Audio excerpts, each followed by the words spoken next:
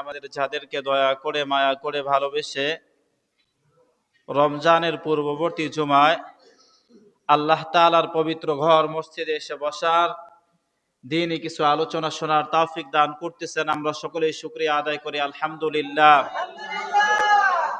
মুহতারাম হাজিরিন, আমাদের আজকের আলোচনার বিষয়বস্তু হলো রমজানের গুরুত্ব ও ফজিলত। ইনশাআল্লাহ আল্লাহ তাআলা যদি চান কুরআন ও হাদিসের আলোকে কিছু ফিকহি বিশ্লেষণ সহকারে রমজানের গুরুত্ব এবং ফজিলত আপনাদের সম্মুখে তুলে ধরার চেষ্টা করব ইনশাআল্লাহ। মুহতারাম হাজিরিন, আমরা বলি রমজান বা রোজা, ঠিক না? শব্দটার আরবি হইল আস-সাওম তথা রোজা।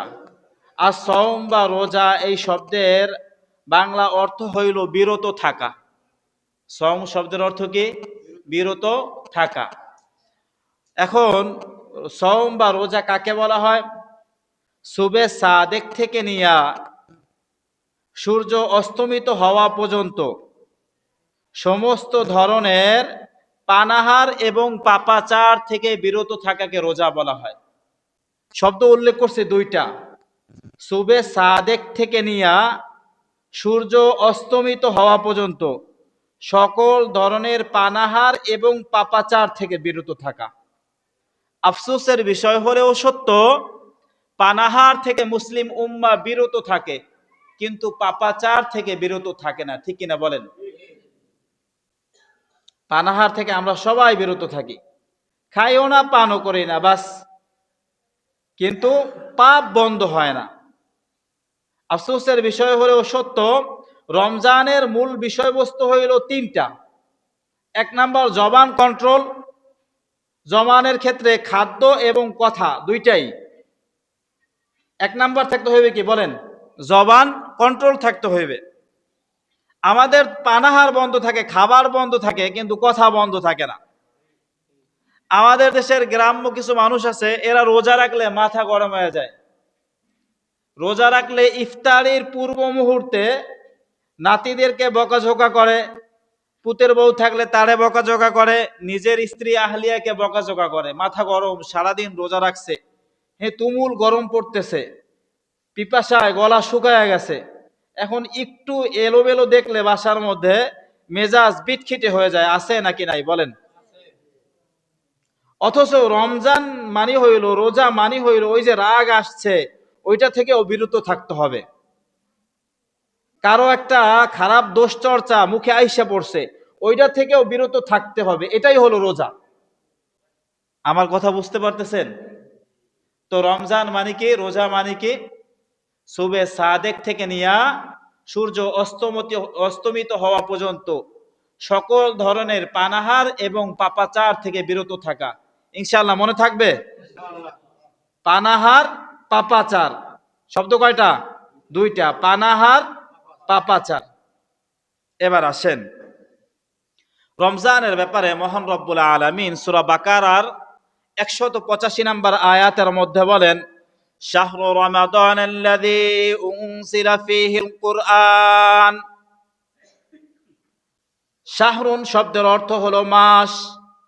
শাহরু রমাদান, রমজান মাস হলো এমন একটা মাস, উনজিলা ফীহিল কুরআন, যেই মাসের মধ্যে রব্বুল আলামিন কুরআন নাজিল করছেন। কোন মাসে কোরআন নাজিল করছে?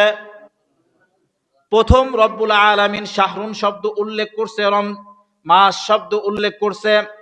মাস বইলে রব্বুল আলামিন বুঝাইতে চায়, এ বনি আদম শুনে নাও, তোমরা মনে করছো কি যে রমজান মাস বাকি 11 মাসের তুলনায় একটা মাস নাকি? না না, রমজান মাস বাকি 11 মাসের মতো মাস না। রমজান মাস হলো এত গুরুত্বপূর্ণ এবং তাৎপর্যপূর্ণ মাস যে রমজান মাসের মধ্যে আমি স্বয়ং রব্বুল আলামিন কুরআনকে নাজিল করে দিয়েছি। রমজান মাসে কি নাজিল হয়েছে? কুরআন। এখন উনসিলা শব্দ আনছেন আল্লাহ, একটা হইল তানজিল বাবে তাফঈল থেকে, আর একটা হইল বাবে ইফআল থেকে। এই দুই মাসদারের প্রেক্ষাপট আবার ভিন্ন, একটু বুঝেন। কোরআন নাজিলের প্রেক্ষাপট দুইটা। এক নাম্বার হইল লৌহে মাহফুজ থেকে সমস্ত কুরআন মাজিদকে প্রথম আসমানে নাজিল করা হয়েছে। সমস্ত কোরআন মাজিদকে কি করা হয়েছে? প্রথম আসমানে নাজিল করা হয়েছে রমজান মাসে। একত্রে একসাথে 30 পারা নাজিল হয়েছে। একত্রে 30 পারা নাজিল হওয়ার পরে আল্লাহ রাসূল সাল্লাল্লাহু আলাইহি ওয়াসাল্লাম যেই দিন নবুয়ত প্রাপ্ত হয়েছে, 40 বছর একদিন বয়সে, ওই দিন প্রথম নাজিল হয়েছে ইকরা বিসমি রাব্বিকাল্লাযী খলাক, নাজিল হওয়া শুরু। আল্লাহ রাসূল সাল্লাল্লাহু আলাইহি ওয়াসাল্লামের বয়স 63 বছরে উপনীত হয়েছে। আল্লাহ রাসূল সাল্লাল্লাহু আলাইহি ওয়াসাল্লাম বিদায় হজে গেছে। আল্লাহ রাসূল আরাফার ময়দানে শুক্রবার দিন উটের পৃষ্ঠে বসা, সর্বশেষ আয়াত আসছে, আল ইয়াউমা আকমালতু লাকুম দীনাকুম ওয়া আতমামতু আলাইকুম নি'মাতি ওয়া রাদিতু লাকুমুল ইসলাম দীনা। এই পুরা 23 বছরের জিন্দেগিতে ইকরা বিসমি রাব্বিকাল্লাযী খলাক থেকে নিয়া আল ইয়াউমা আকমালতু লাকুম দীনাকুম এই আয়াত পর্যন্ত আসছে 23 বছরে। কয় বছরে? 23 বছরে। মানে আল্লাহর রাসূলের যখন যতটুকু প্রয়োজন হয়েছে, যখন যেই বিধানের প্রয়োজন হয়েছে, তখন সেই বিধানটা আল্লাহ রাসূলের কাছে জিবরিল আমিন আইসা নাজিল কইরা গেছে। বিষয়টা মনে হয় বুঝেন নাই। কোরআন নাজিলের প্রেক্ষাপট কয়টা বলেন? দুইটা। কয়টা? দুইটা। প্রথমবার লাউহে মাহফুজ থেকে একত্রে পুরা কোরআন শরীফ প্রথম আসমানে নাজিল হয়েছে। এরপর সেই জায়গা থেকে আস্তে আস্তে 23 বছরে আল্লাহ রাসূলের যখন যেই আয়াতের প্রয়োজন হয়েছে তখন সেটা নাজিল হয়েছে। এতটুকু মোটামুটি বুঝছেন? আচ্ছা, সব বাদ দেন, ধরলাম কিছুই বুঝেন নাই। এটা বুঝে নেন যে কোরআন নাজিলের প্রেক্ষাপট দুইটা। কয়টা? দুইটা। প্রথমবার প্রথম আসমানে নাজিল হয়েছে, সেখান থেকে আস্তে আস্তে আল্লাহ রাসূলের কাছে নাজিল হয়েছে। তো পবিত্র রমজান মাস হইল কোন মাস? যেই মাসের মধ্যে আল্লাহ কি করছেন? কোরআন নাজিল করছেন। কি করছেন আল্লাহ বলেন? কোরআন নাজিল করছেন। আচ্ছা, আমাকে বলেন তো, যেই মাসে কোরআন নাজিল হয়েছে সেই মাসের গুরুত্ব আর মর্যাদা যেই মাসে কোরআন নাজিল হয় নাই, দুইটা মাস কি এক হইবে? কোশ্চিন কালেও এক না। এটা কেমন দেখেন, হাদিস থেকে বুঝাই, বুখারী শরীফের। আল্লাহ রাসূল সাল্লাল্লাহু আলাইহি ওয়াসাল্লাম বলেন, ইযা জাআ রমাদান, যখন রমজান আসে, ফুতিহাত আবওয়াবুল জান্নাহ, আল্লাহ তাআলা জান্নাতের দরজাগুলোকে খুলে দেন। সুবহানাল্লাহ। ওয়া গুল্লিকাত আবওয়াবুন নার, জাহান্নামের দরজাগুলোকে বন্ধ করে দেন। আরো জোরে সুবহানাল্লাহ কোন। জান্নাতের দরজা খুলে দেয়, জাহান্নামের সমস্ত দরজাগুলোকে বন্ধ করে দেয় এবং শয়তানদেরকে শিকলবদ্ধ করে রাখে আল্লাহ তাআলা রমজান মাসে। এখন প্রশ্ন জাগতে পারে যে আল্লাহ তাআলা তো শয়তান সব বন্ধ করে রাখছে রমজান মাসে, তাহলে রমজান মাসে আমাদের দেশের চায়ের দোকানগুলো কেন পর্দা করে? শয়তান তো সব বান্দা। প্রিয় ভাই আমার, মানুষ হইল অভ্যাসের দাস। কিসের দাস? অভ্যাসের দাস। পুরা ওই যে 11 মাস দুষ্টামি করছে, অভদ্রতামি করছে, নিজের উপরে কোনো কন্ট্রোল নাই। এজন্য রমজান মাস এক বরকতপূর্ণ মাস পাওয়ার পরেও কি থাকে না? নিজের উপরে কন্ট্রোল থাকে না, রোজা রাখতে পারে না অভ্যাসের কারণে। রমজান মাসে কিন্তু শয়তান পুরাপুরি আবদ্ধ থাকে, মানুষদেরকে চাইলেও ধোঁকা দিতে পারে না। অথচ আমরা মুসলমানরা ধোঁকার মধ্যে পড়তেছি, রমজানে আরো বেশি ধোঁকার মধ্যে পড়ে। বাংলাদেশের রমজান 3 ভাগে বিভক্ত। কয় ভাগে? 3 ভাগে। শেষের 10 দিন থেকে আগে শুরু করে দেখেন, শেষের 10 দিন হইলো মার্কেট করতে করতে আর শপিং করতে করতে যায়, ঠিক কিনা? আর প্রথম 10 দিন হইলো বেয়াই বাড়ি ইফতার দিতে দিতে যায়। আর মাঝখানের 10 দিন কাটে যায় রোজা কয়টা রাখছে বা রাখবো না, তো 10টা তো শেষ চলে গেছে, এখন কি করব, ঠিক আছে শেষের 10টা রাখবো, এই ভাবনা চিন্তায় কাইটা যায়। 3 ভাগে বিভক্ত। পত্রিকা এটারে আবার সুন্দরভাবে ভাগ করছে যে বাংলাদেশের রমজানের শেষের 10 দিন নিচে ব্যবসায়ীরা, মানে শেষের 10 দিন দিছে মহিলারা, তারা হয়েছে যে শপিং করতে করতে কাটায়। মাঝখানের 10 দিন নিচে হলো ব্যবসায়ীরা, আর প্রথম 10 দিন দিছে আমাদের সমাজের মুরব্বীরা। কোন বেয়াই বাড়ি কি পাঠাইবে, কোন জামাই বাড়ি কি পাঠাইবে, কোন জামাই বাড়ি থেকে ইফতার আসলো না আসলো, এই ভাগ চিন্তা ভাবনায় দিন চলে যায়। এটা কি বাস্তবতা নাকি অবাস্তব বিষয় বলতেছি? এই কথা কন না কেন, অবাস্তব না বাস্তব? এই জায়গা থেকে আমাদের উঠে আসতে হবে। প্রিয় ভাই আমার, আল্লাহ রাসূল সাল্লাল্লাহু কানা নবী সাল্লাল্লাহু আলাইহি ওয়াসাল্লাম আজওয়াদান নাস, আল্লাহর রাসূল তো মানুষের মধ্যে থেকে সব থেকে বড় দানশীল ছিল। এবং বুখারীর riwayতের মধ্যে আসছে, বলে যে বাতাস যেইভাবে প্রবাহিত হয়, আল্লাহ রাসূলের দানশীলতার অবস্থা রমজান মাসে সেইভাবে আরো বেশি বৃদ্ধি পাইতো। আফসোসের বিষয় হলেও সত্য, রমজানে দান সদকা তো দূরের কথা, কোথায় কি পাঠাবো এই হিসাব নিকাশ করতে করতেই আমাদের দিন পার হয়ে যায়। এটা কি দান হয় নাকি? দান হয় না তো, হাদিয়াও হয় না। এটা হলো সামাজিকতা মেনটেন করতে হয় আমাদের, ঠিক না? সামাজিকতা, সমাজ কি বলবে। আমাদের কোরবানিগুলো কিন্তু ওইভাবেই কাটে। নতুন মেয়ে বিয়া দেওয়ার পরে, এর আগে কোরবানি দিছে বা না দিছে, নতুন মেয়ে বিয়া দেওয়ার পরে ওই বছর ঠিকই কোরবানি দিতে হয় আমাদের সমাজে। টাকা থাক বা না থাক, আর উদ্ধার কইরা হইলেও দিতে হয়। কারণ জামাই বাড়ির মানুষ কি বলবে, বেয়াই বাড়ির মানুষ কি বলবে, তাদের বাড়িতে একটা রান পাঠাইতে হইবে। এই প্রথা আছে না? সমস্ত প্রথাকে ভাইঙা দিয়া তারপর ইসলাম পালন করতে হবে। কে কি বলল এটা দেখার বিষয়ই না, আমার আল্লাহ কি বলল এটা হলো দেখার বিষয়। আর আল্লাহ রমজানের ব্যাপারে বলছে, শাহরু রমাদানাল্লাযী উনজিলা ফীহিল কুরআন, রমজান এমন এক মহত্বপূর্ণ মাস যেই মাসের মধ্যে কুরআন নাজিল করা হয়েছে। কারণ কি, কুরআন নাজিল করে কি করতে চাইছে আল্লাহ আমাদেরকে? লাআল্লাকুম তাত্তাকুন। আল্লাহ বলতেছেন আমি কুরআন নাজিল করছি, রমজান নাজিল করছি তোমাদের জন্য, এজন্য যাতে করে তোমরা মুত্তাকিন হতে পারো। কি হতে পারো? মুত্তাকিন হতে পারো। আল্লাহ তাআলা এইখানে আইসা মুমিন হওয়ার কথাও বলেন নাই, মুসলমান হওয়ার কথাও বলেন নাই, বরং মুত্তাকিন হওয়ার কথা বলছেন। মুমিন কাকে বলে? মান ক্বালা লা ইলাহা ইল্লাল্লাহ দাখালাল জান্নাহ। ওই ব্যক্তি যে লা ইলাহা ইল্লাল্লাহ পাঠ করবে সে কোথায় যাবে? জান্নাতে যাবে। কোথায় যাবে? যারা লা ইলাহা ইল্লাল্লাহ অন্তরে বিশ্বাস করে তারাই মুমিন। এই লা ইলাহা ইল্লাল্লাহ মুহাম্মাদুর রাসূলুল্লাহকে যারা অন্তরে বিশ্বাসের সাথে সাথে মুখ দিয়া স্বীকার করে তারাই হইল মুসলমান। তো আল্লাহ মুমিনও হইতে বলেন নাই, মুসলমানও হইতে বলেন নাই। তৃতীয় ধাপ যেটা আছে, মুত্তাকিন হইতে বলছেন। মুত্তাকিন মানে লা ইলাহা ইল্লাল্লাহ মুহাম্মাদুর রাসূলুল্লাহ, তথা আল্লাহ যেই বিধান দিছে, আল্লাহ রাসূল সাল্লাল্লাহু আলাইহি ওয়াসাল্লাম যেই তরিকা নিয়ে আসছে, ওই বিধানকে রাসূলের তরিকা অনুযায়ী যারা মানবে তারাই হইল মুত্তাকিন। আর আল্লাহ ওই মুত্তাকিন হইতে বলছে রমজান মাসের মধ্যে। প্রিয় ভাই আমার, আল্লাহ রাসূল সাল্লাল্লাহু আলাইহি ওয়াসাল্লাম বলছে, ওই ব্যক্তির থেকে বেশি দুর্ভাগা আর কোনো ব্যক্তি নাই যে রমজান মাস পাইলো অথচ নিজের গুনাহকে মাফ করাইতে পারলো না। তার থেকে দুর্ভাগা আর কেউ নাই। অন্য এক হাদিসের মধ্যে আছে, আল্লাহ রাসূল সাল্লাল্লাহু আলাইহি ওয়াসাল্লাম বলছে যে রমজান পাবার পরেও কেউ যদি গুনাহ মাফ করাইতে না পারে সে জান্নাতি না জাহান্নামী এটা আমি জানি না। এজন্য রমজান আমাদের সামনে কড়া নাড়তেছে, রমজান আমাদের সামনে আগন্তুক।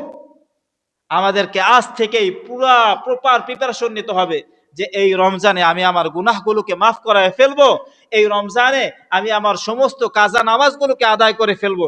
ইনশাআল্লাহ চেষ্টা করা যাইবে ভাই। আল্লাহ তাআলা সবাইকে কবুল করুন, আমিন।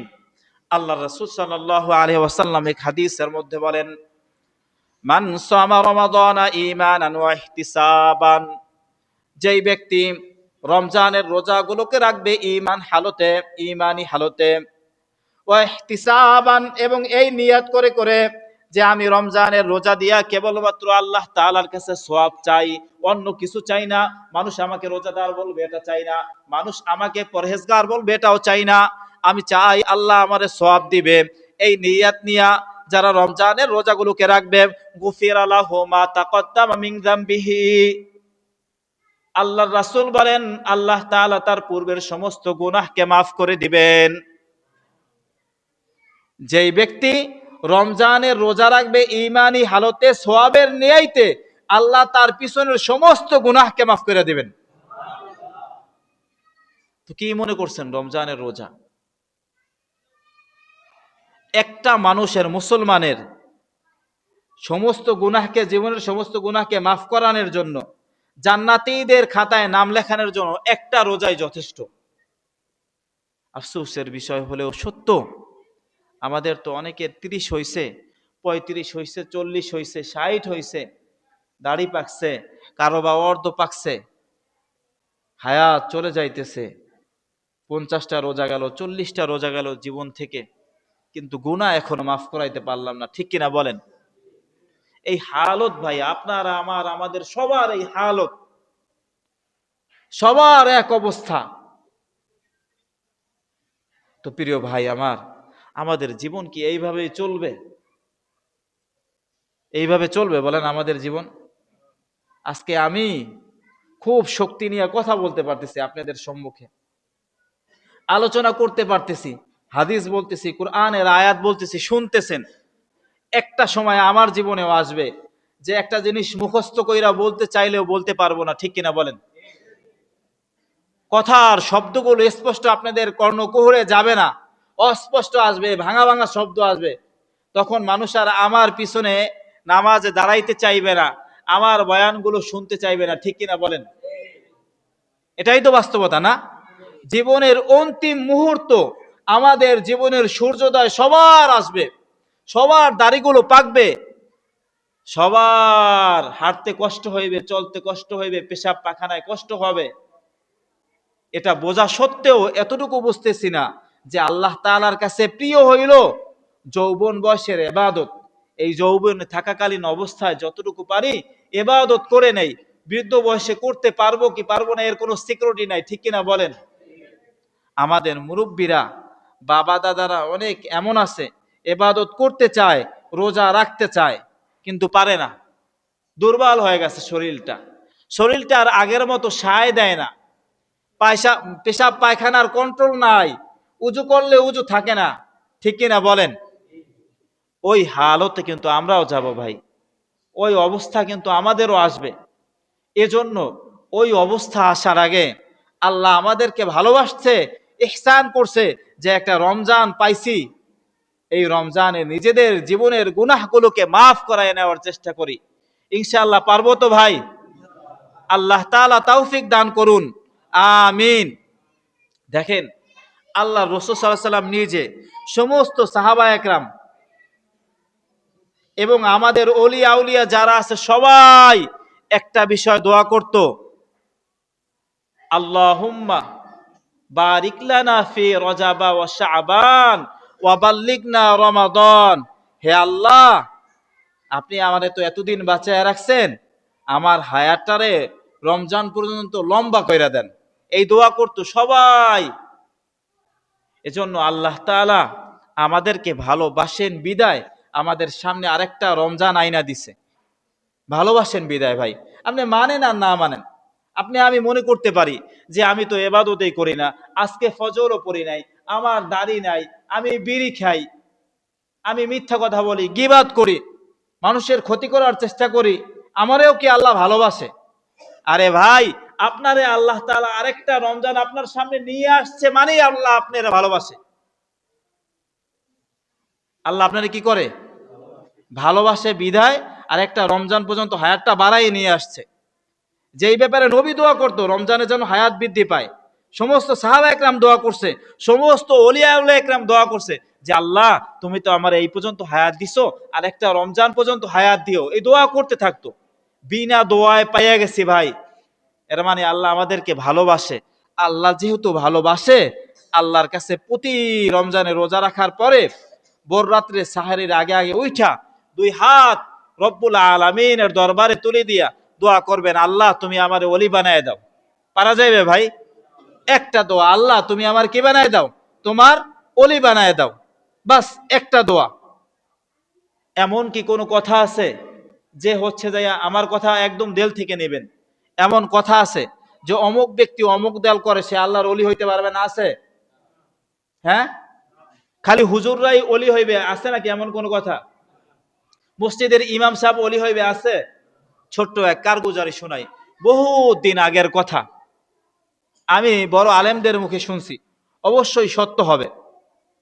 আমাদের এই বরিশাল অঞ্চলের বহুত বড় এক আল্লাহর ওলি, উনি হচ্ছে যাইয়া ওনার হালত ছিল এমন, রমজানে বা প্রায়ই উনি আসর পড়তো বাংলাদেশে, আর মক্কাতুল মোকাররমায় পড়তো মাগরিব।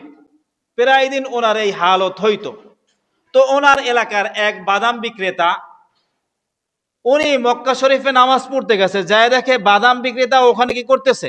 সালাত আদায় করতেছে, নামাজ আদায় করতেছে। তো ওই বড় বুজুর্গ মানুষ অবাক হয়ে গেছে যে ভাই তুমি এখানে কেমনে আসলা? তখন বাদাম বিক্রেতা বলতেছে যে যেই আল্লাহ আপনারে ওই বাংলাদেশ থেকে সংক্ষিপ্ত সময়ের মধ্যে এই জায়গায় আনতে পারে, ওই আল্লাহ কি আমারে আনতে পারে না? পারে। এজন্য আল্লাহ তাআলা আপনাকে আমাকে সবাই ওলি বানায় দিতে পারে। দোয়া একটা রমজানে, হে আল্লাহ তুমি আমার কি বানায় দাও? ওলি বানায় দাও, বাস। আল্লাহ তাআলার কাছে সবাই প্রিয়, এমনকি ফিরআউনও আল্লাহর কাছে প্রিয় ছিল। এই ভাই, ফিরআউন প্রিয় ছিল বিদায় কত সুযোগ সুবিধা ফিরআউনকে আল্লাহ দিছে, কিন্তু শেষ অবধি ঈমান কবুল করতে পারে না। তার কারণ ফিরআউন পাহাড়ের ওই চূড়ায় যায়া গাছের ডালে নিজের পা বাইন্দা, তারপর মাথা নিচের দিকে দিয়া দিয়া আল্লাহর কাছে দোয়া করতো, আল্লাহ তুমি আমারে দুনিয়া দাও, আমি দুনিয়াই সব চাই, আখিরাতে আমার কিচ্ছু লাগবে না। কি কইতো? তুমি আমারে দুনিয়া দাও, দুনিয়ায় আমি সব চাই, আখিরাতে আমার কিচ্ছু লাগবে না। এজন্য নীল দরিয়ার মধ্যে যখন তুফানের মধ্যে পড়ছে, ঈমান আনতে চাইছিল, আল্লাহরে আল্লাহ বইলা বিশ্বাস করতে চাইছে, লা পর্যন্ত বলছে, ইলাহা আর কইতে পারে না। এর আগে আল্লাহ জিবরিল আমিন রে পাঠায় দিছে, আজরাইল আলাইহিস সালাম রে পাঠায় দিছে যে যাও ওর মুখের মধ্যে কতগুলো কাদা মাইরা দাও, যাতে করে এই স্বীকারোক্তি না করতে পারে যে আমি আল্লাহ বাদে আর কোনো মাবুদ নাই। কারণ কোন ব্যক্তি একবার যদি বলে যে আল্লাহ বাদে আর কোনো মাবুদ নাই, তার ঠিকানা হইল জান্নাত। ও যেন এই ঘোষণা না দিতে পারে। তার কারণ তার যা লাগবে কোথায় নিছে? দুনিয়ায় নিছে। কোথায় নিছে বলেন না? এমন হালত হইছে যে হচ্ছে যে 40-45 বছরের মধ্যে একদিন জ্বরও হইতো না। বাড়ির সামনে একটা বৃক্ষ ছিল, গাছ, কোনো একটা কিছু হইলো, ওই গাছের থেকে একটা পাতা খাইলে সাথে সাথে ভালো হয়ে যেত। নীল দরিয়ার পানিটা পর্যন্ত ওর কথায় জোয়ার বাটা হইতো। এত ক্ষমতা প্রভাব প্রতিপত্তি থাকা সত্ত্বেও কি করতে পারে নাই? ঈমান আনতে পারে নাই। তার কারণ কি? কি চাইছে? দুনিয়া চাইছে। প্রিয় ভাই আমার, আমাদের সব চাওয়ার ঊর্ধ্বে একটা চাওয়া থাকবে, আল্লাহ তুমি আমার ওলি বানায় দাও। ইনশাআল্লাহ পারা যাইবে? আল্লাহ তুমি আমার কি বানায় দাও? ওলি বানায় দাও। আপনি যা চান চান আল্লাহর কাছে। এর পাশাপাশি এই দোয়াটাও করবেন সব দোয়ার শেষে, যে আল্লাহ তুমি আমারে ওলি বানায় দাও। ওলি মানে হইল বন্ধু। ওলি মানে কি? বন্ধু।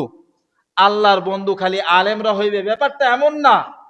কামার কুমার তাঁতি দিনমজুর যে চাই সুইফার হোক, সেও আল্লাহর কি হইতে পারে? ওলি হইতে পারে। আমরা কবি মাদ্রাসার দর্শে নিজামের বড় বড় কিতাব পড়ি, অনেক মুসান্নিফ এমন ছিল হালুয়া বিক্রেতা। কি বিক্রেতা? হালুয়া বিক্রেতা। ওনাদের নামের শেষে লেখা হয় শামসুল আইম্মা হালুয়ানি রহমতুল্লাহি আলাই। হালুয়ানি মানে উনি হালুয়া বিক্রেতা ছিল, অথচ ওনাকে বলা হয় শামসুল আইম্মা। মানে আইম্মাতুন মানে কি? ইমাম। যত ইমাম আছে মানে ফিকহের ইমাম, আমার মতো ছোটখাটো ইমাম না, আপনার মসজিদের ফিকহের ইমাম যারা ফতুয়া দেয়, ওই ফতুয়ার ইমামদের সূর্য। এই ব্যক্তি হালুয়া বিক্রি করত। হালুয়া বিক্রি কইরাও সে আল্লাহর ওলি হইছে, বড় কিতাব লেখক হইছে। তো আল্লাহর কাছে দোয়া করলে যে কোনো মানুষ কি হইতে পারে? ওলি হইতে পারে। রমজান সামনে আসছে, আল্লাহ রমজান আমাদেরকে দিছে এই জন্য লাআল্লাকুম তাত্তাকুন, যাতে করে আমরা মুত্তাকিন হইতে পারি। এজন্য প্রিয় ভাই আমার, ইনশাআল্লাহ আজ থেকে ওয়াদা করেন যে রমজানের 30টা রোজা রাখবেন। ইনশাআল্লাহ হাত জায়গায় দেখেন, কে কে বলেন? আল্লাহ তাআলা এই হাতগুলোকে কবুল করে নেক, এদের সবাইকে আল্লাহ তাআলার ওলি বানায় দেখ। হাত নামান। তো রমজানের ব্যাপারে সংক্ষিপ্ত কথা হইল, মোটামুটি আরো জমা আসতেছে, কথা হবে। 2 নাম্বার বিষয় হইল রমজান মাস সাহারি এবং ইফতারের ব্যাপারে অনেক সওয়াবের কথা বলা হয়েছে হাদিসের মধ্যে। কিসের ব্যাপারে? সাহারি এবং ইফতারের ব্যাপারে। আমাদের দেশে শুধু আলোচনা হয় ইফতার নিয়া। কি নিয়া? এই শুধু ইফতার নিয়ে আলোচনা হয় না, কিন্তু হাদিসের মধ্যে আলোচনা কিন্তু সাহারি এবং ইফতার দুইটার ব্যাপারে। কিসের ব্যাপারে? আপনারা আমার আলোচনায় দেখে থাকবেন, আমি কিন্তু মৌলিক বিষয়টা তুলে ধরার চেষ্টা করি। খেয়াল করছেন? সব সময় শুধু ইফতারির ব্যাপারে বর্ণনা কিন্তু আসে নাই, সাহারি ইফতার দুইটার ব্যাপারে আলোচনা আসছে। আর গেছে রমজানে একটা জিনিস শিখাইছিলাম, কেউ কইবেন না সেহেরি। সেহের মানে হইল জাদু। সেহের মানে কি বলেন না? সেহের মানে কি? জাদু। কয় কি 4:30 বাজছে, উঠুন সেহেরি খান, মানে জাদু খাইবে। সেহেরি মানে কি? সেহেরি মানে হইল জাদু। আর সাহারি মানে হইল ভোর রাতের খানা। সাহারি মানে কি? ভোর রাতের খানা। আর সেহেরি মানে কোন না? সেহেরি মানে কি? জাদু। আর সাহারি মানে ভোর রাত্রের খানা। মনে থাকবে, আজ থেকে সাহারি কইবেন। কি কইবেন? সাহারি, সেহেরি না। তো যেই কথা বলতেছি, হাদিসের মধ্যে সাহরি এবং হইল ইফতার দুইটার কথাই বলা আছে। একাধিক সোয়াবের কথা বলা আছে। বুখারীর মধ্যে তো রিওয়ায়াতে ভরা ইফতার এবং সাহারির ব্যাপারে। আল্লাহ রাসূলের অভ্যাস ছিল এমন যে কয় বছর আল্লাহ রাসূল হায়াত পাইছে, যতদিন থেকে রোজা ফরজ হয়েছে রাসূলের জামানায়, এমন কোন দিন ছিল না যে ইফতারে আল্লাহ রাসূল মেহমান না রাখতেন। ইফতারে কি রাখতেন? প্রতিদিন মেহমান রাখতেন। প্রতিদিন ইফতারে মেহমান রাখতেন। এজন্য আমাদের তো এই সুযোগ নাই যে ইফতারে প্রতিদিন মেহমান রাখবো। এই সুযোগ আছে? চাইলেও খুঁজে পাওয়া মুশকিল। ইব্রাহিম আলাইহিস সালামের অভ্যাস ছিল যে উনি মেহমান পাওয়ার অবধি খানাই খাইতেন না। একদিন বাড়ির সামনে যায় দাঁড়ায় আছে, কোরআনের আয়াত থেকে, আয়াতের মধ্যে আছে কিন্তু বিষয়গুলা, মেহমান আসে না আসে না আসে না, খানার সময় হয়ে গেছে অনেক, মেহমান আসতেছে না, আমার দিকে মনোযোগ দেন, ছুটে গেলে আর পাইবেন না। তো লাস্ট পর্যন্ত খানা খায় না দেখে ইব্রাহিম আলাইহিস সালাম আল্লাহ তাআলা ফেরেশতাদেরকে মেহমান পাঠাই দিছে। মানে অবস্থা এমন হয়েছিল যে মেহমান ছাড়া খানাই খাইতেন না। তো আমাদের তো সেই সূরত নাই যে মেহমান ছাড়া খানাই খাবো না, ইফতারে মেহমান ছাড়া করবোই না। তো অন্তত যেন এমন হয় যে আমার বাসা থেকে একদিন হলেও মসজিদে ইফতারি আসে। পারা যাইবে ভাই? মসজিদে একদিন এমন যেন হয় যে একদিন হলেও আমার বাসায় ইফতারে আসে। আমি দুর্বল, অসচ্ছল, টাকা পয়সা নাই, পারতেছি না, বাজারে গেছি, আধা কেজি খেজুর পকেটের মধ্যে কিনে নিয়ে আসি, আইসা ইমাম সাহেবরে দিয়ে দেয়, হুজুর ইফতারির সাথে মিলাইয়া দিয়ে দিয়েন। পারা যাবে না? কিছু না কিছু দিয়ে একটু শরিক হইলেও হব রমজানে। আল্লাহ তাআলা আমাদেরকে তৌফিক দান করুক, আমিন। এই গেল দুইটা বিষয়। 3 নাম্বার বিষয় হলো কানান নবিয়্যু সাল্লাল্লাহু আলাইহি ওয়াসাল্লাম আজওয়াদান নাস। আল্লাহর রাসূল মানুষের মধ্যে সব থেকে বড় দানশীল ব্যক্তি ছিল। রমজান মাসে রাসূলের দানশীলতার হালত ছিল এমন, বাতাস যেইভাবে প্রবাহিত হইতে থাকে আল্লাহ রাসূল ওইভাবে দান করতে থাকতেন। সুবহানাল্লাহ বাসায় যেয়ে বলবেন। এজন্য প্রতিদিন এরাদা করে নেবেন, অন্তত যারা আমার মতো দুর্বল আছেন কমপক্ষে 50 টাকা প্রতিদিন রমজানে। বুঝছেন? আমি তো সব থেকে আপনাদের মধ্যে কম টাকা কামাই না। আমার মতো যারা আছেন সর্বনিম্ন কমপক্ষে কত টাকা? প্রতিদিন 50 টাকা, অথবা 10 টাকা, 5 টাকা, 100 টাকা। একটা নাম্বার নির্ধারণ করে রাখবেন আজকায় বাসায় যাইয়া, যে প্রতিদিন আমি এই কয় টাকা দান করবই করব। 30 দিনে 5 টাকা করে দিলেন, 5 × 30 কত হয়? 150। একটা জিনিস সিস্টেম শিখাই, একদিনে 150 টাকা দিয়ে দিবেন না। একদিনে কি করবেন না? 150 টাকা দিবেন না। প্রতিদিন 5 টাকা 5 টাকা করে দিবেন। আচ্ছা, নাসরুম মিনাল্লাহ ওয়া ফাতহুন করিব ওয়া বাশশিরিল মুমিনিন। 3টা বিষয়ে কথা বলছি, রমজান, ইফতার, আর হইল যাইয়া একটু আমি বলি, রমজান, ইফতার, আর হইল যে কি দান করার কথা।